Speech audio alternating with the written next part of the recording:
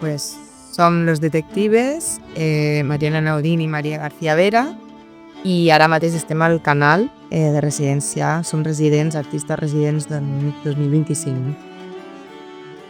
A veure, hem estat superbé aquí al canal, hem estat en total 4 setmanes i bueno, és un projecte que ens ha permès tant fer una residència a sala com fer-la al teatre, i això ha sigut bastant positiu perquè ho hem fet tot aquí.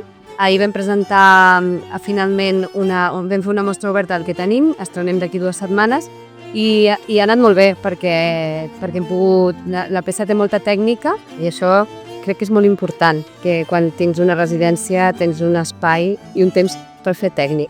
I les tècnics del canal també ens han ajudat molt i tot.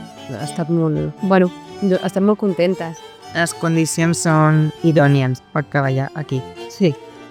Les chevaliers són 2 cavallers medievals que busquen el grial, el sant grial, que era com... Bueno, l'obra es diu és l'objecte absolut de búsqueda, de recerca, però era també una copa que es buscava i que mai es trobava i que ha anat evolucionant al llarg del temps. Clar, avui parlàvem i ens preguntàvem que no sabem quan saben les noves generacions del grial. Això sí que ha sigut...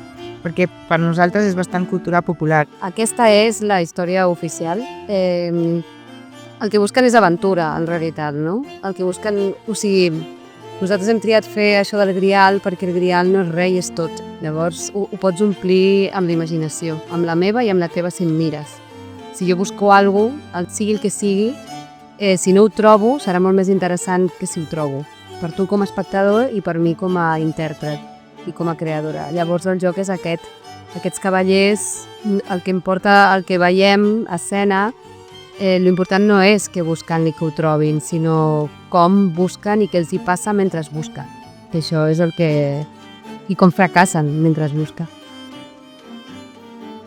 Ha sigut una bona recepció. Clar, jo dono classes a l'ERAM i molts eren exalumnes, no tots, però molts. I jo crec que ha sigut interessant perquè no és exactament el que jo faig a classe. És a dir, jo no els hi parlo molt de la companyia, sí que si estem fent alguna cosa els dic de venir a veure-ho, però no ho desenvolupo. I també m'ha agradat que tenint alumnes d'arts escèniques que han rebut un altre tipus de formació amb mi, que hagin pogut conèixer la nostra metodologia i la nostra manera de fer. Que ha anat molt bé, ha anat superbé i que per nosaltres sempre ens plantegem els tallers com laboratoris també. I en aquest sentit crec que ha sigut un laboratori per nosaltres i per elles, vull dir que elles també han provat alguna cosa nova, que és una pràctica que nosaltres fem servir per fer obres de teatre. Llavors això és molt gratificant, que et dona molta informació com a alumne i com a futura creadora. Estrenem a Tener el 2 d'octubre, és el segon capítol, és com una sèrie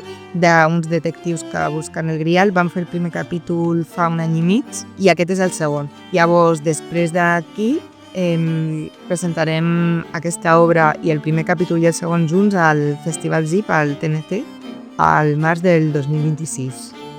I que esperem és que no se sap mai, és un misteri. Sí, esperem fer molts bolos i esperem anar per tota Europa buscant el grial, per tot el món. Això és el que esperem, però bueno. Ànims. Ànims.